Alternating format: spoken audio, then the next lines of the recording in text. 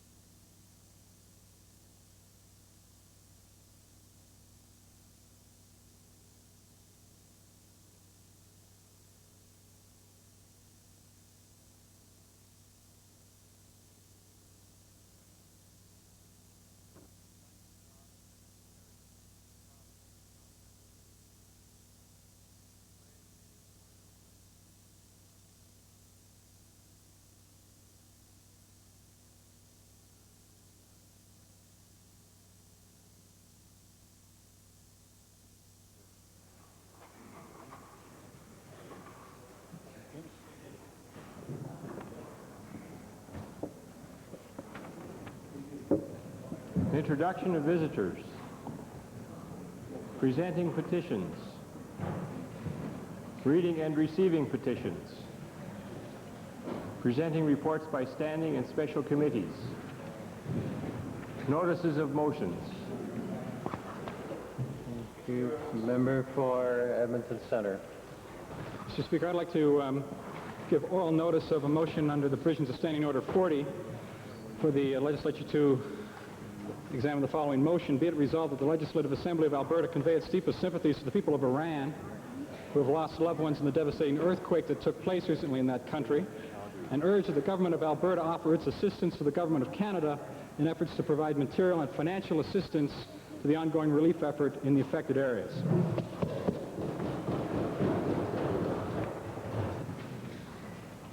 Introduction of bills. Tabling returns and reports. Minister of Forestry, Lands and Wildlife. Thank you, Mr. Speaker. It's with pleasure that I rise today to table the annual report of Alberta Forestry, Lands and Wildlife for the fiscal year 1988-89. Thank you, Minister of Transportation and Utilities. Mr. Speaker, I beg leave to table the annual report of the Department of Transportation and Utilities for the year 1988-89. Thank you. Public Works Supply and Services. Mr. Speaker, I'd like to table with the Assembly the response to written question 337, and as well as to table with the Assembly the annual report of the Department of Public Works Supply and Services for the fiscal year 1988-89. Minister of Education, followed by the Solicitor General. Mr. Speaker, I take pleasure in tabling with the Assembly today copies of the annual report of the Department of Education for the year ended March 31, 1989. And as well, Mr. Speaker, a new document, a review to file with the Assembly, the first draft of a discussion paper entitled Special Education Review, May 1990. This is a review that's been undertaken in cooperation with other departments of government as well as outside partners in education, focusing on special education, its cost, its funding, its mandate, the coordination, as well as the evaluation of the services that are provided. Solicitor General. Thank you, Mr. Speaker. I'm pleased to table with the Assembly, through yourself, the 66th annual report of the Alberta Liquor Control Board for the fiscal year ended January 2nd, 1990. Advanced Education. Speaker, I wish to table the annual report 1988-89 of Mount Royal College.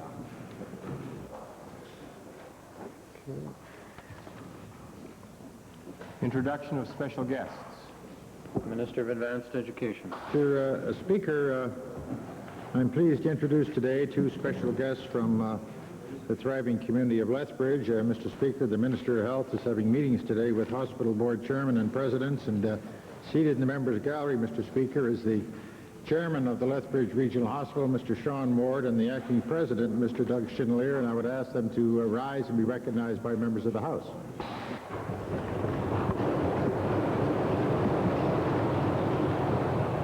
Minister of Municipal Affairs. Mr. Speaker, I would like to meet a special guest that I met in the hallway a few moments ago. My colleagues in this legislature, Mr. Dmitro Polichko. He is a member of the Supreme Soviet of the Ukraine and also chairman of the International Relations Committee. He's accompanied by two persons, one with the University of Alberta as the head of Ukrainian Studies, and also Peter Savern. I'd ask the three gentlemen to stand and be recognized.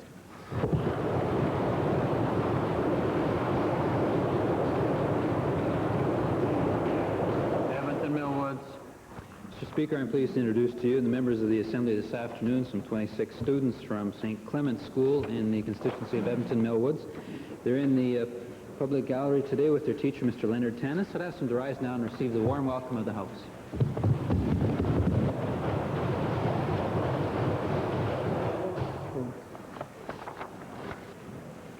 Ministerial statements. Oral question period. Member for Vegreville on behalf of the New Democratic Party. Thank you, Mr. Speaker. Mr. Speaker, people involved in the Alberta Wilderness Association and the Fish and Game Association have expressed strong concerns about the danger posed to animals in the wild by their commercialization and production for profit.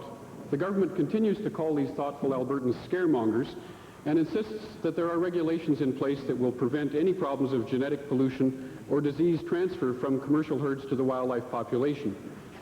Now, my question is to the Minister of Forestry, Lands and Wildlife, Mr. Speaker. About 2 weeks ago, 25 captive elk raised on a game ranch near Lloydminster escaped, and apparently 9 of these animals are still at large, and all efforts to recapture them have thus far been unsuccessful. I'd like to ask the Minister, who I'm sure is aware of this unfortunate incident, ask him to tell this Assembly exactly what steps his department is taking to recapture these animals. Mr. Speaker, yes, it's true. There is an unfortunate incident out in the Lloydminster area at one game farm where there were 25 elk that I don't say escaped. They were, there's some investigation underway right now with respect to vandals have opened up a gate, and we don't know much. They're doing that investigation at this moment. Of the 25 elk that escaped, Mr. Speaker, there was 9 or 10 elk that have not been recaptured, and the elk were that did escape were vasectomized, and also they had gone through vigorous inspection for the red deer strain as well as any other disease. And so now that they are in the wild, they are considered wildlife and will be out there, and if they're not recaptured, they will certainly not cause any problem whatsoever to our wildlife in the province. Well, the fact is, Mr. Speaker, these animals did escape, and his ministry is doing nothing to recapture them. And I'd like the minister to admit that the reason his department is doing nothing to recapture them is because they lack the procedures, the mandate, the staff, and the resources to do just that, and that they have no plans to increase staff, resources, and develop a procedure for capturing elk in the future that escape from situations like this. Mr. Speaker, the only loser in this whole process is the game farmer himself that loses those animals. We are adding more wildlife officers this year as per our budget process announced. Of course, we could always use more wildlife officers, and one thing that's going to be very helpful to us in the transfer to agriculture is the Department of Agriculture will be fully involved and are fully involved in working with us. With respect to capturing these elk back, we are monitoring the situation, but we're not deploying any of our staff to try and recapture the elk.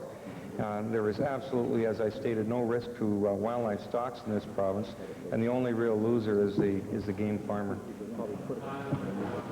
Mr. Speaker, mistakes can happen, mistakes are made, accidents can happen, and they will surely happen with increasing frequency if this government's dream of here in Elk Ranch, there in Elk Ranch, everywhere in Elk Ranch comes to pass. And I'd just like to ask the minister, with this unfortunate incident fresh in his mind, if he would now agree to conduct a thorough and open environmental impact assessment process on this so that we can get an independent scientific analysis and have open public hearings on the impact of the commercialization of elk on our precious wildlife resource.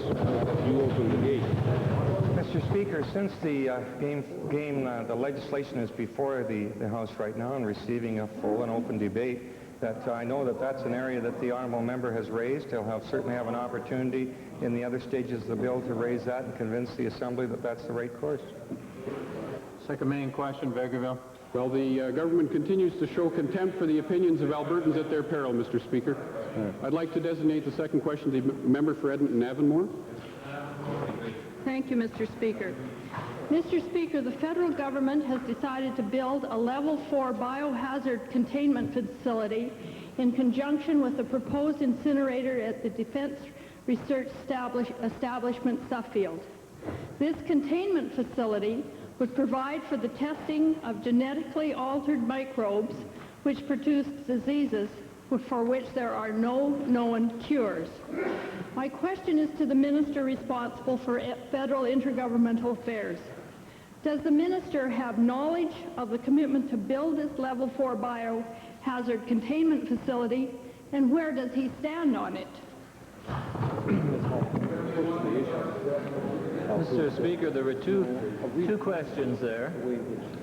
And first question, the answer to first question is that there have been consultations between the Department of National Defense and my department with respect to the Defense Research Establishment at Suffield, and we have been advised that all the procedures which are undertaken there are done in the utmost safety and for the purpose of defensive mechanisms only.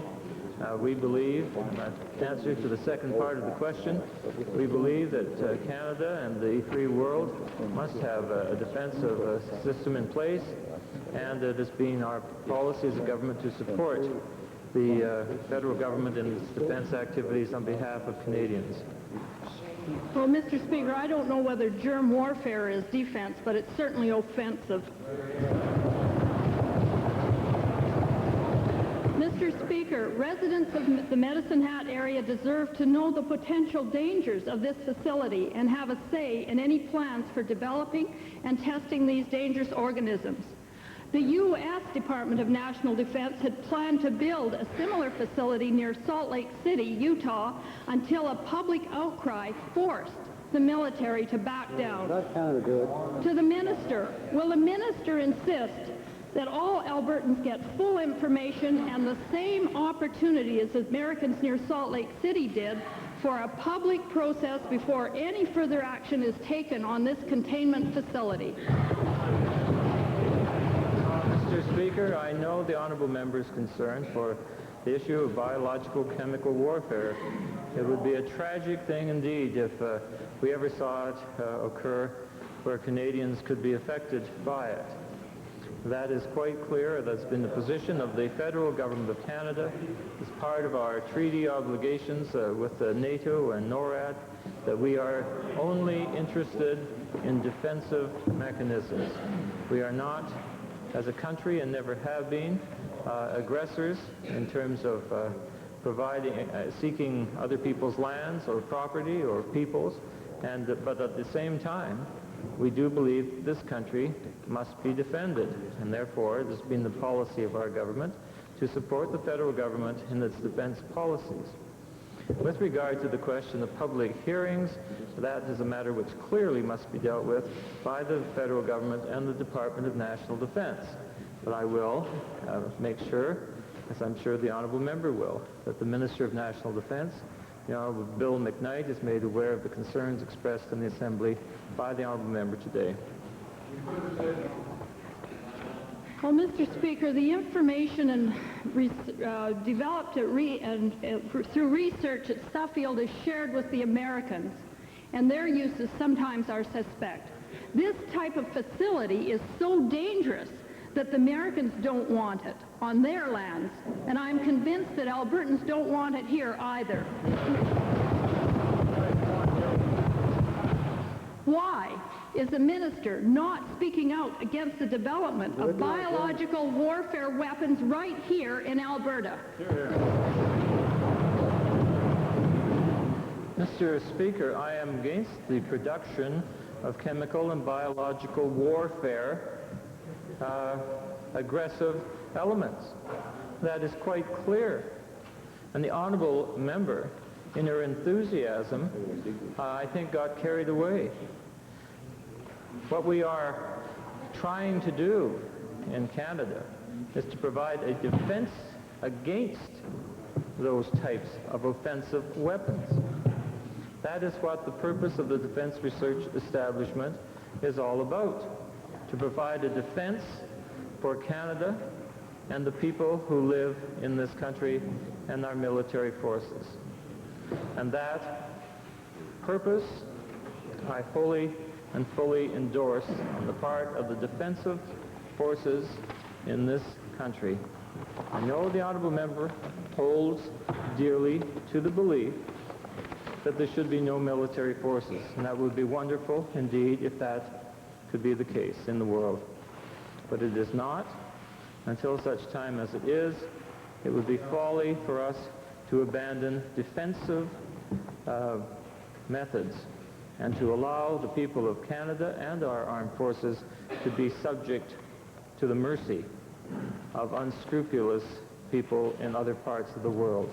That's a tragic set of circumstances, that there is war, that war weapons are being produced. But we do need to have a strong defense, and we are committed to that. Edmonton Glengarry. Mr. Speaker, the fate of the GST legislation is now in the hands of the Senate. A representative of the Federation of Small Businesses in Alberta indicated just yesterday that a number of Alberta businesses will go bankrupt because of GST. We know from the government's own statistics and findings that many thousands of Albertans will lose their jobs because of GST. Mr. Speaker, during the time that I was in Ottawa with the Honourable Premier, I had the occasion to speak to a number of senators who indicated that they are reluctant to use the power that they have because they're not elected.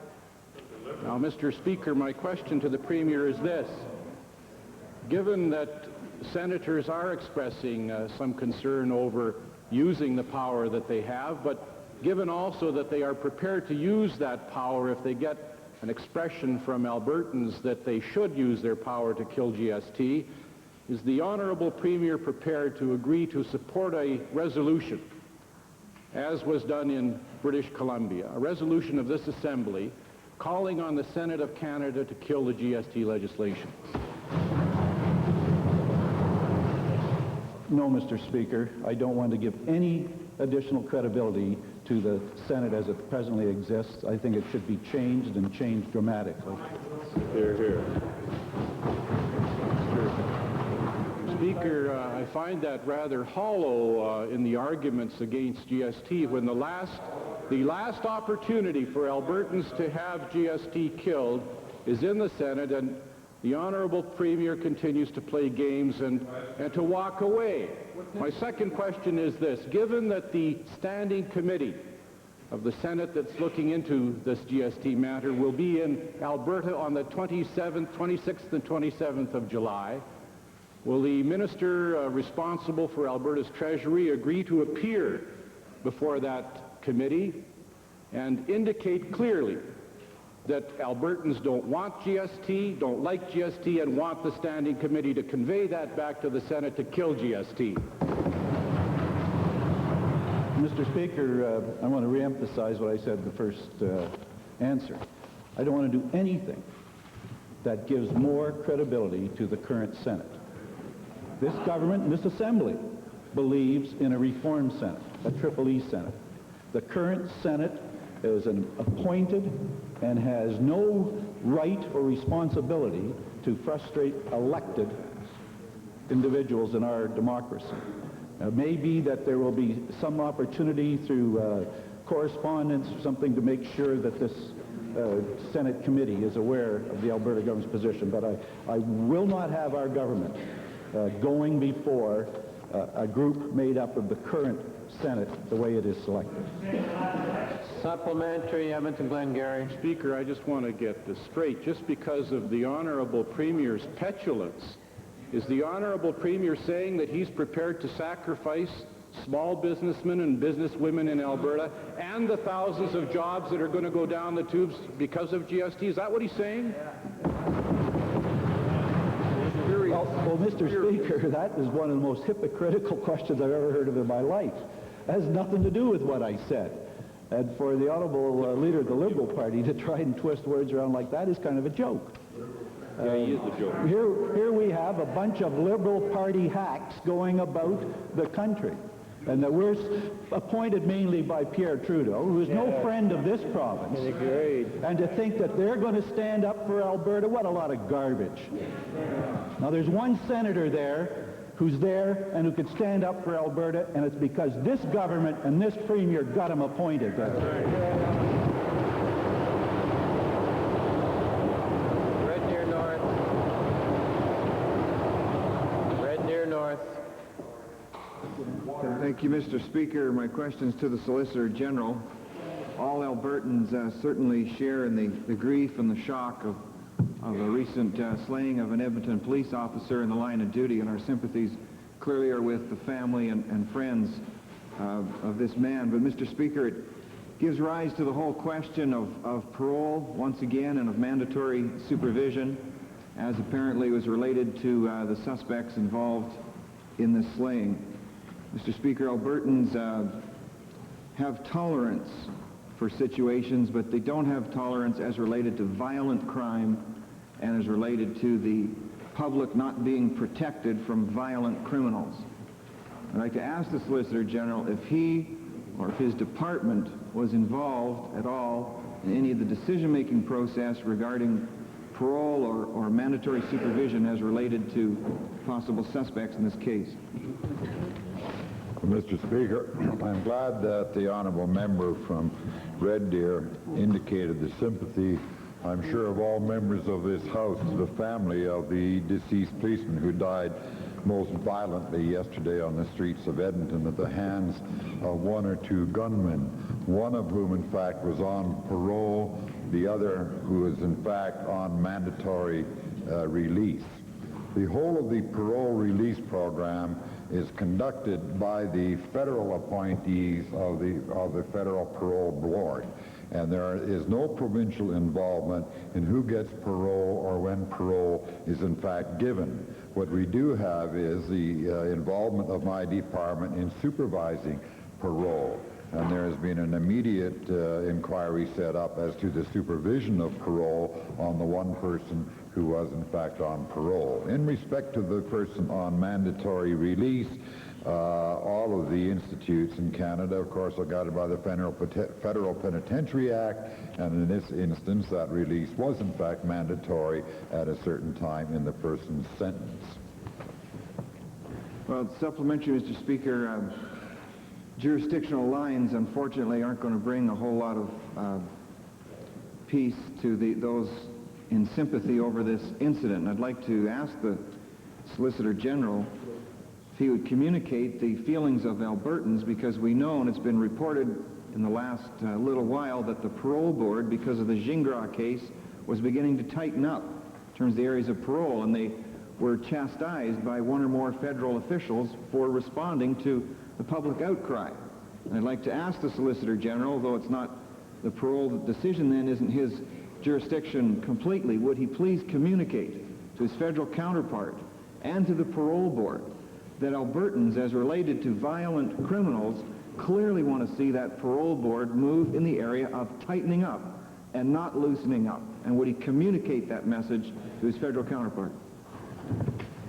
Mr. Speaker, to the member from Red Deer and also to all members of the Assembly, this, again, as he has stated, has given rise to the profile of the whole parole question. And as soon as we have conducted our inquiry into the actions of the parole officers who supervise a parole, he and this assembly may be very certain that we will again be taking it up with the federal authorities as to these releases and the legislation itself, which demands release at a certain period of time prior to full service of the sentence of the convicted person at the time. We are most concerned about it and have been concerned even prior to this matter. And we are saddened by the incident, which again gives rise to this whole matter in the public sector. Edmonton Jasper, please. Thank you, Mr. Speaker. Last night I dreamed I was giving a speech in the Legislative Assembly of the province of Alberta, and I woke to discover that I was indeed giving a speech to the Legislative Assembly of the province of Alberta. But in my dream, the Minister of the Environment finally made public the new ALPAC proposal, which has been in his possession since early April.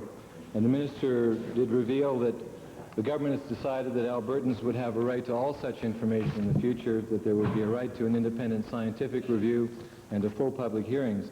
Will the Minister clarify if he's really decided to do these things, or is this merely legislation by exhaustion? Are you still dreaming? Yeah. Is it, but it's, oh, is that the way it works? Oh, I see, okay, right. Well, basically, I haven't made anything public. I don't have that document in my hand. I have said that there has been a scientific assessment of the material contained in the report by both the provincial government and the federal government. And I have said that at one point or another there will be a public review of the revised technology. It's a very difficult situation, and I'll explain why. ALPAC, the original proposal, went through probably one of the most extensive reviews applied to any pulp mill project in the world. 27 days of hearings that stretched all the way from Edmonton to the Arctic Circle, hearings that cost some $2 million, hearings that resulted in some 8,000 pages of evidence, and hearings that resulted in some recommendations, about 92 recommendations in all. And one of the recommendations dealt with chlorinated organics. As a result of that one recommendation, ALPAC brought back a revised proposal that in their minds would virtually eliminate chlorinated organics. So the issue comes down to this very narrow-focused issue, and that is the issue of chlorinated organics. We are now preparing our responses to all the other recommendations, and those will be addressed. So what my government is considering right now is how we deal with this issue as it relates to the revised proposal. And when we have made that decision, it will be announced.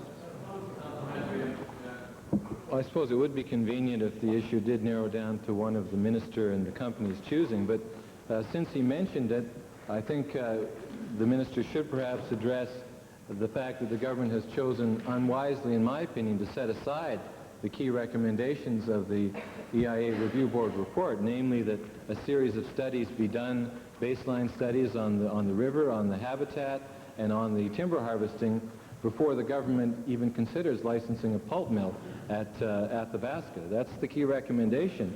And I think the minister should probably face the fact that the fate of this key recommendation will determine whether Albertans can take seriously the desire of Alberta Environment to consult on such other matters as policy and legislation. So in view of this important matter, I wonder if the minister would take a second stab at convincing his colleagues in cabinet to keep faith with Albertans and complete the requisite studies before he signs for more pulp mills and more pulp mill permits. The honourable member, again, was not listening, refuses to listen. If he is listening, he obviously then doesn't understand. So I'll try and explain it again. There are something like 92 recommendations in the report.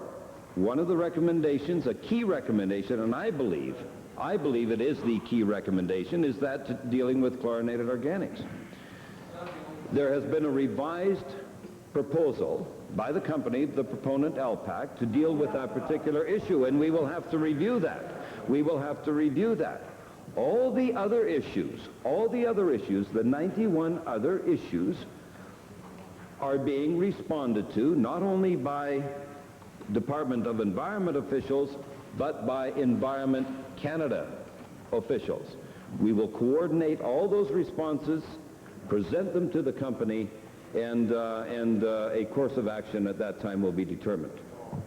Kingsway, followed by Calgary Buffalo. Thank you, Mr. Speaker. My questions are to the Minister of Technology, Research and Telecommunication. A public notice on June 11th, 1990, the CRTC asked for comments and proposals from interested parties regarding the appropriate scope and of the proceedings related to Unitel's application to horn in on Canada's long-distance services, telephone services. The BCTEL and Bell Canada have already responded, indicating a number of concerns, particularly including long-distance and local rate rebalancing, much as I dislike that word. Has the minister made a written submission, or does he intend to do so before the July 9th deadline on behalf of Albertans? Mr. Speaker, as I indicated yesterday, and the honourable member has referred to it again today, the date is July the 9th. I have not yet had an opportunity to review the Unitel application, but there's every likelihood that we will indeed be making a representation and in fact have a presence at that hearing. Well, Mr. Speaker, we know from several studies done recently that the main threat to local rates and rural telephone services is Unitel's application to horn in on our long-distance business in Canada. Will the minister's submission go so far as to oppose Unitel's application, and will the minister table a copy of it in the House when he has it complete? Mr. Speaker, as I have pointed out to the honourable member on so many different occasions, the jurisdiction in respect to matters that relate to the regulation of telecommunications is a federal responsibility. The aspect of the policy is competition, and with that sort of a policy, competition is permitted under the types of the standards and requirements of the standards and requirements set by the CRTC. We will be reviewing that application very closely and making sure that the interests of Albertans are protected in every possible way. Member for Calgary Buffalo. Thank you, Mr. Speaker. This is to the Solicitor General. Last Thursday night, the Solicitor General indicated that he would favorably consider holding public hearings before enacting regulations restricting entertainment in bars. Now, in my view, it's quite inappropriate for decisions on matters of this nature to be made behind closed doors by the Cabinet without open public debate, as if this were just another round of the Meech Lake Accord. It's important that there be... Member, take your place. If you're going to be giving almost an exact repetition of the 5 sentences you gave yesterday, you're in danger of losing your question again today. So would you be good enough to ask the question without trying to rephrase it and inadvertently, perhaps, trying to challenge the chair? Just ask your question with regard to the regulations. I trust it is. Would the Solicitor General agree to have the new advisory committee or some other body conduct the public review of any proposed entertainment regulations before any changes are made, as he implied last Thursday evening? Oh, Mr. Speaker, as one of the things about the amendments, which ran 40-some pages, the immediate attention it gets is restricted to 2 lines. All those pages was the building up of an advisory council by legislation, which could have up to 9 members and was there to advise either the board or the minister. And most certainly it is one of the first jobs, in fact, that the advisory council will be asked to do, and in fact it is established after proclamation of the bill.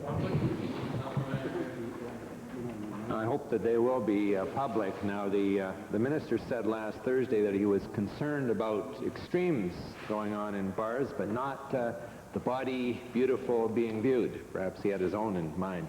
I wonder whether he will I'm wondering whether 275 pounds of muscle.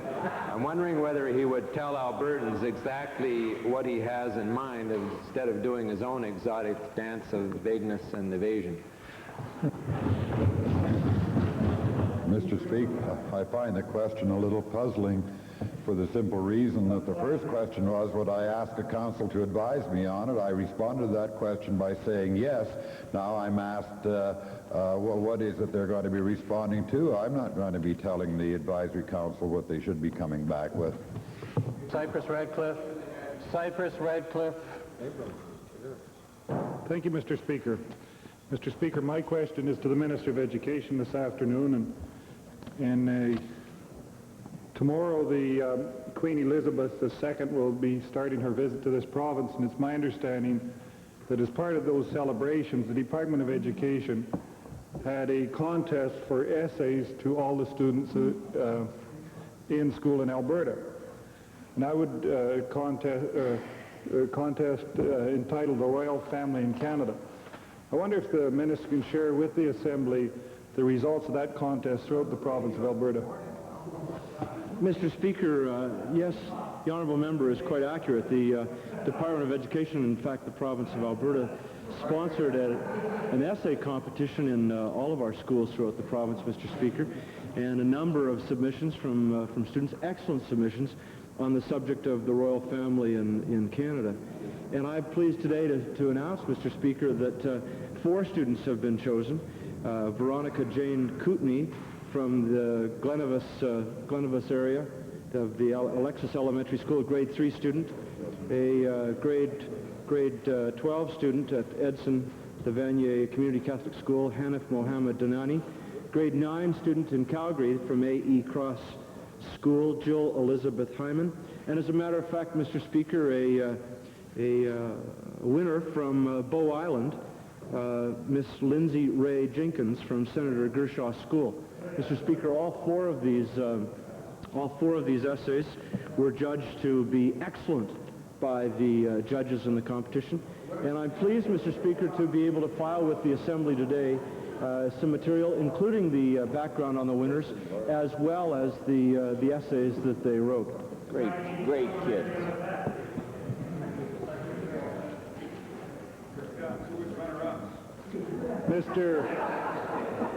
Mr. Speaker, the opposition don't seem to think it's important that students in schools in this province get an opportunity to know what the monarchy means, but I'm sure my constituents and other members of this Assembly do want that students know what the monarchy means in the province of Alberta.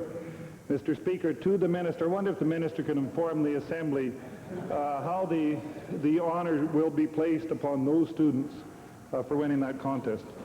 Well, Mr. Speaker, the honourable member is absolutely correct. This is something that is of importance to all Canadians, the monarchy in our country, and this is a celebration. Her Majesty doesn't have an opportunity to visit our beautiful province often enough, and so, Mr. Speaker, I'm very proud that the Minister of Education will be able to present to Her Majesty tomorrow afternoon in Calgary the 4 successful essayists, as well as their parents, as well as their teachers, as well as their school superintendents and the chairman of the 4 individual school boards. And, Mr. Speaker, I'm delighted that this to have this opportunity as a young Albertan to be able to meet Her Majesty and to be inspired, just as these children have been in the writing that they've done in focusing on the royal family in our country. Right on.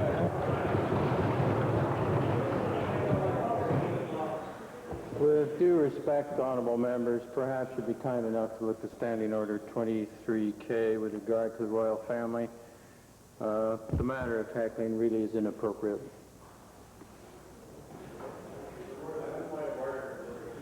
Thank you very much. Edmonton Centre. Thank you, Mr. Speaker. I would like to ask the Premier about a very uncomfortable issue for a lot of men, which has to do with the violence perpetrated by abusive men and the increasing incidence of men in Alberta who repeatedly batter women and children. Despite a lot of talk, Mr. Speaker, and studies and task force on this issue, it remains true that 14% of men in Alberta are batterers that over 25,000 children are assaulted by men who are repeaters of violent behaviors. Now, given that there are few programs to effectively deal with male batterers and so many gaps between government departments on this issue, what commitment will the Premier give that his government will take comprehensive and concerted action so that more men in this province can join with the many women who are already working to end the violence against women and children in Alberta? Mr. Speaker, the Minister of Health isn't here today and may wish to answer the honourable question in additional detail. Mr. Speaker, in our society, there are certain matters that none of us like, but they are there, whether they are in the family breakup, whether it's abuse of children or women or men for that matter, or whether it's in the whole area of drug addiction. We have these problems. We deal with them as completely and as comprehensively as we can. The people of Alberta spend a tremendous amount of their tax dollars in this regard, and we'll continue to do everything we possibly can to fight what is, admittedly, a sad part of our society, but one that seems impossible to stamp out. Well, The answer, Mr. Speaker, I'd want to point out that here in Alberta we of course have introduced a number of initiatives, including the only province to have an office for the prevention of family violence. I'm not sure if the member for Edmonton Centre is aware, Mr. Speaker, but this is on the national agenda as well. He might be familiar with the Rogers report, which was just released approximately a week ago, Mr. Speaker. I might say that Alberta played a lead role in that, and it contains some 70-plus recommendations that are now in the hands of our federal counterparts, and we look forward to seeing his response to those recommendations as well. Well, Mr. Speaker, I appreciate the work that has gone on to date on this issue. However, it remains that one of the problems is a lack of comprehensive action by the part of this government for male batterers who, in a sense, fall between the gaps of many currently existing services. One of the major gaps I'd like to point out and ask the Premier to comment on it is service for the treatment of male batterers who are not criminally charged and who are not mentally ill. So it's not a health issue, it's not a criminal justice issue, it's a social issue. It's not prevention, it's treatment. So I'd like to ask the Premier what commitment he will take to meet with the various ministers involved to report back to the House with a full government strategy to put in place a comprehensive rehabilitation treatment program for these men to dramatically reduce the kind of violence against women and children that these repeaters are enforcing in this province, Mr. Speaker. Mr. Speaker, I don't in any way take away from the honourable member's earnestness, but if he just looks at the answer I gave first, we're doing everything we possibly can. Edmonton Goldbar. Solicitor General, very briefly. I'd like to supplement the Premier's response, Mr. Speaker. From the Solicitor General's Department, we view this battering as a crime. It may be a social view in some people's view, but in fact it is a crime. And sometime this fall, we will be, now in the development stage, we will be disclosing to the public of Alberta precisely what we plan on doing from a policing viewpoint and from the Victims Assistance Program viewpoint, which legislation is now going through. Edmonton Goldbar. Thank you, Mr. Speaker. Mr. Speaker, the recent strike taken by Alberta social workers, psychologists, and child care counselors was one of the most divisive and contentious labor actions our province has seen. That workers felt compelled to take this dramatic action, I think, was further proof that provincial labor laws and government attitude needs a dramatic overhaul. Unfortunately, Mr. Speaker, with the strike over, we continue to see examples of a government more concerned with retribution than with finding a way to instill trust and good faith back into the negotiating process. My questions, Mr. Speaker, are to the Minister of Family and Social Services.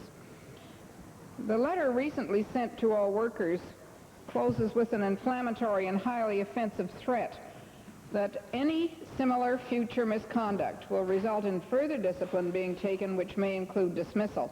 My question, Mr. Speaker, is, was this threatening line part of the back-to-work agreement made with the workers? Yes, Mr. Speaker. Mr.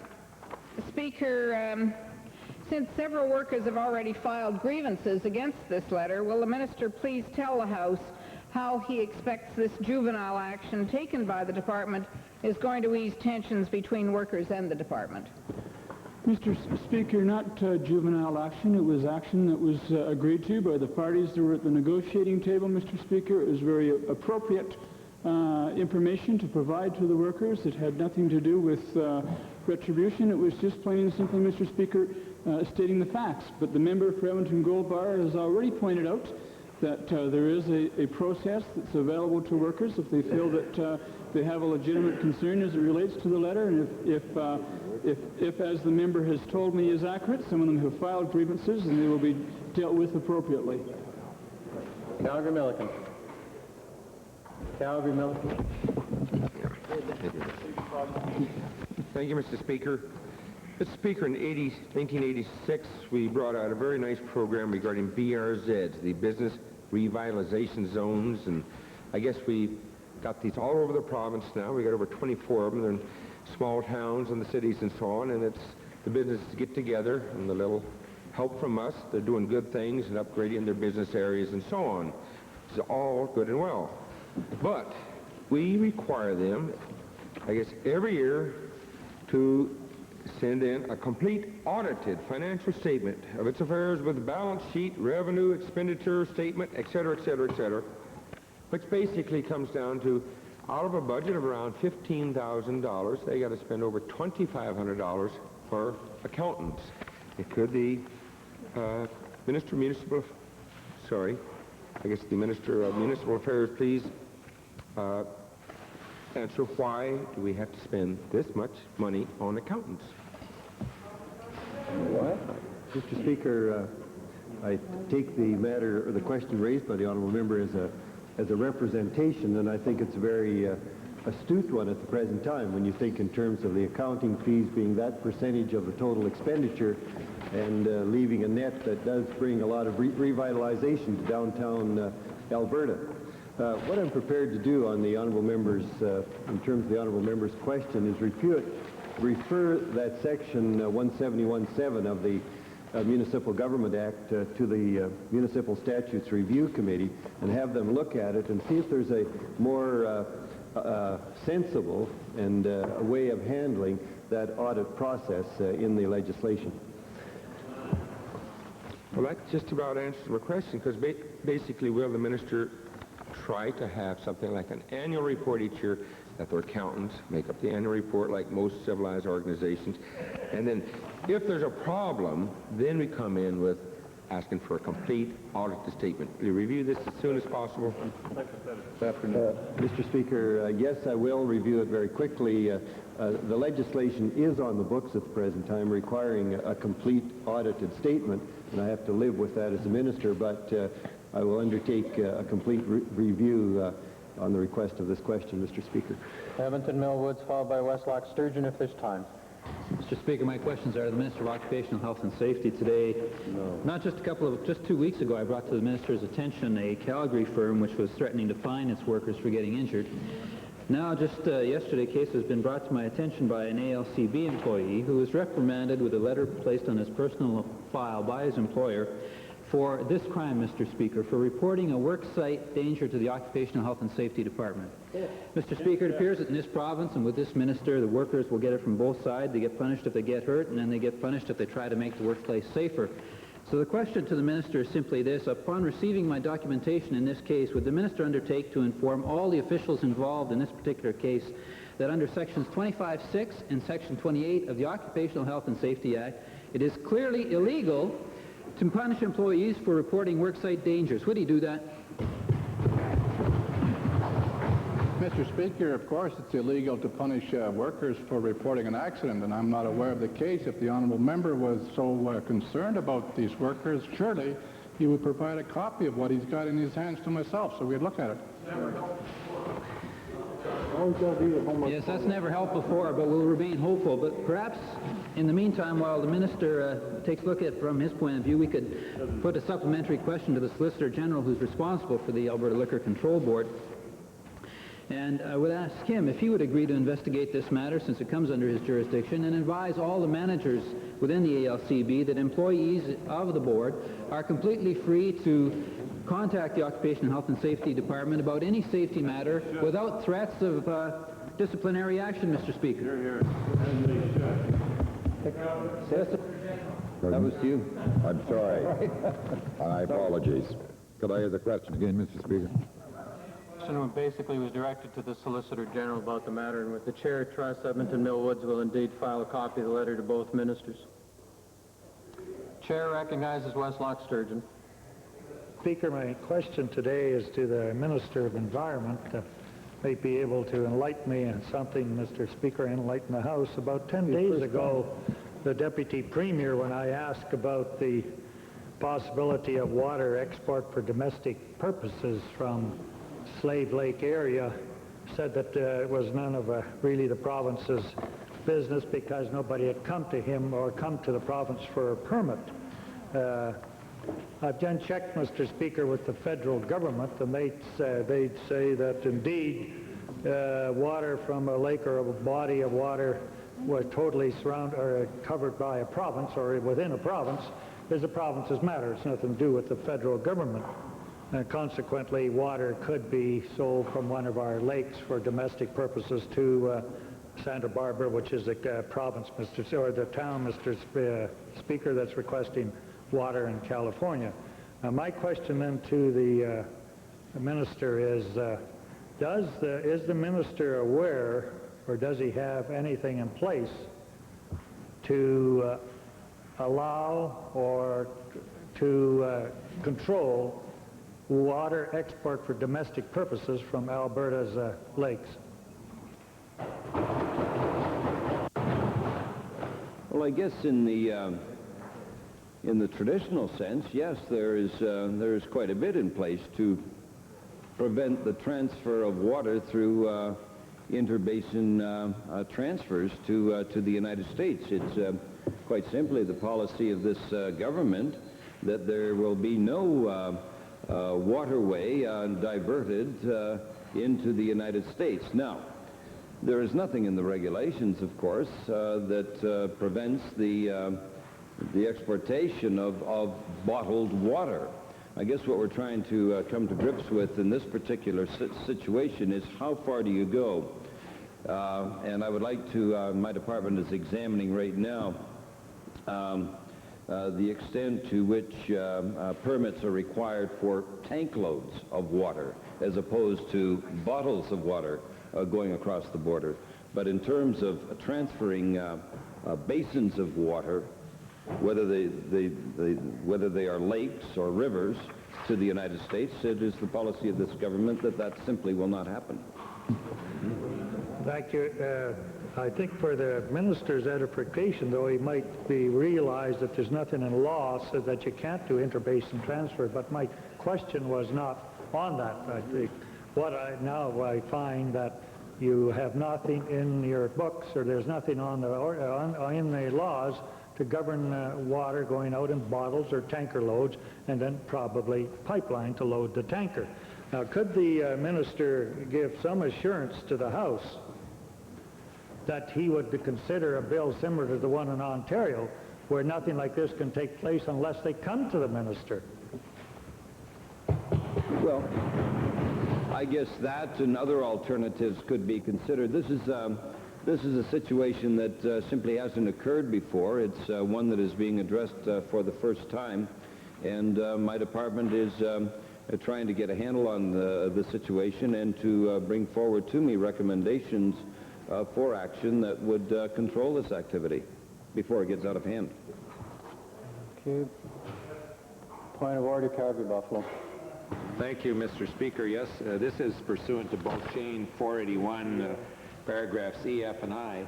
Yesterday, Mr. Speaker referred to a note which I had sent him, which he described as one of the rudest notes the chair has received in 4 years.